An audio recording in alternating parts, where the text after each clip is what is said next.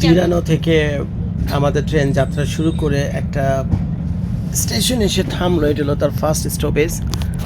আমি জানি না স্টেশনটার নাম কি, কোথাও দেখা যায় কি না, করতে তো পারতেছে না। ওইখানে কিছু সাইন টাইন লেখা আছে, দেখি লেখা আছে কিনা, স্টেশনটা দেখাতে পারি কিনা। মানে এই ট্রেনটা চুরের দিকে যাচ্ছে, এই ট্রেনটা যাচ্ছে হলো চুরের দিকে। ও আচ্ছা, জায়গাটা নাম আমি আপনাদেরকে দেখিয়ে দিই। আচ্ছা, তো এখন এই ট্রেনটা আছে হলো এখানে, এই যে পসিয়াবো নাকি পসিয়াবো, এখানে এসে ট্রেনটা থেমেছে। তারপরের স্টপেজ হলো অ্যালপেগ্রাম।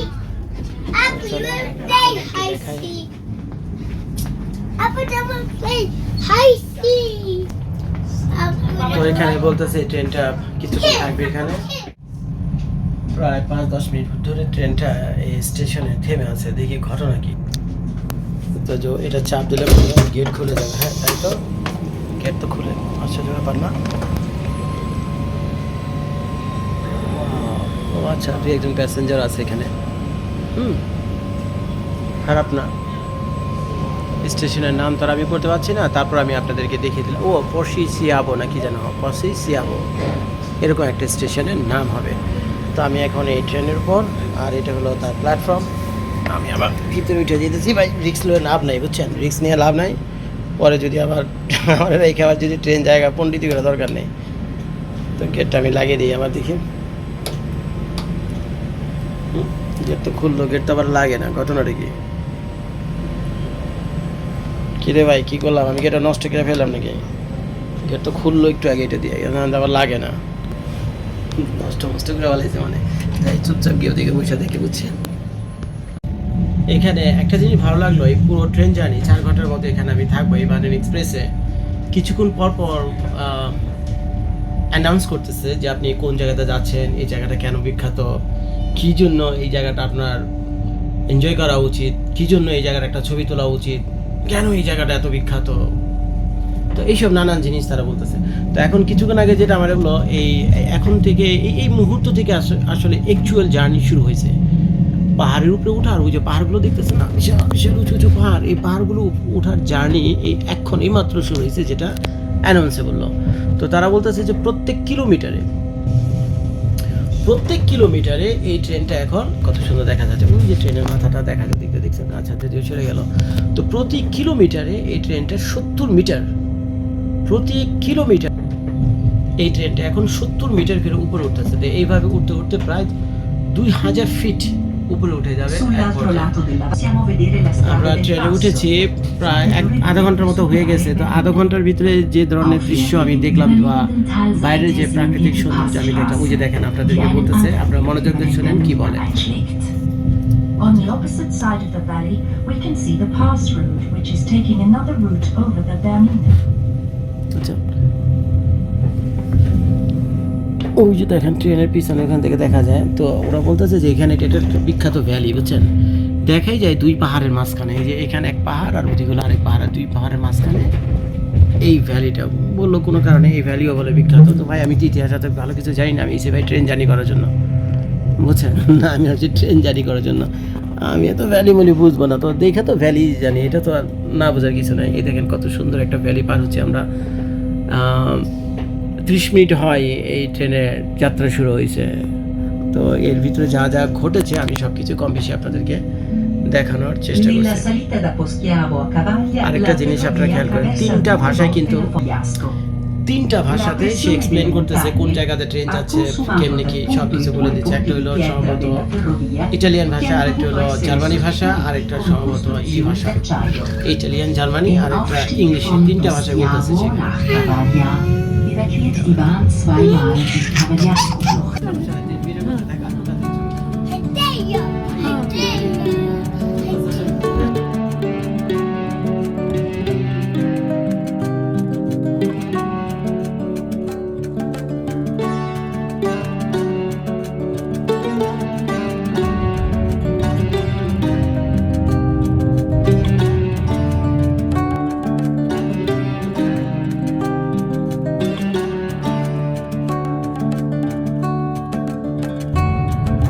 তো কিছুক্ষণ আগে অ্যানাউন্সমেন্টে বললো যে আমরা প্রায় 4000 ফিট উপরে উঠে গেছি। তো 4000 ফিট উপরে ওঠার পর এখন ধীরে ধীরে এটা আবার নেমে যাচ্ছে। আর এখানে ট্রেন লাইনের পাশাপাশি কিন্তু গাড়ির রাস্তাও আছে। এই যে দেখেন এদিকে ট্রেন যাচ্ছে আর ওখান দিয়ে মানুষ গাড়ি চালিয়ে যাচ্ছে। খারাপ না, সুইজারল্যান্ডের রাস্তা মোটামুটি বেশ ভারী সুন্দর। তো আগামীকাল এখান থেকে আমি গাড়ি ভাড়া নিব, সে থেকে একটা রেন্টাল কার নিব, 3 দিন আমাদের কাছে রাখবো গাড়িটা। তো দেখি বিভিন্ন জায়গায় যাবো, ঘুরে ঘুরে দেখাবো আপনাদেরকে। ট্রেন যে কি কষ্ট করে উপরে উঠতেছে, কি যে কষ্ট করে উপরে উঠতেছে দেখেন। আসলে এটা বুঝায় বলার সময় না। অরিনের মা ট্রেন কিন্তু অনেক উপরে উঠে এসেছে, অনেক উপরে উঠে এসেছে। ওই যে সুইজারল্যান্ডের পতাকা দেখছো, ওই দুই বাড়ির সামনে কত উপরে উঠে এসেছে, খালি উপরে। আর দেখছেন নাকি বাড়ি ঘর ওই যে নিচে ওখান থেকে উঠে আসছে। আরেকটা রেল স্টেশন মনে হয় এটা নাকি, না রেল স্টেশন এটা বাড়ি ঘর। ওই যে দেখেন স্নো পড়ে রয়েছে, দেখছেন।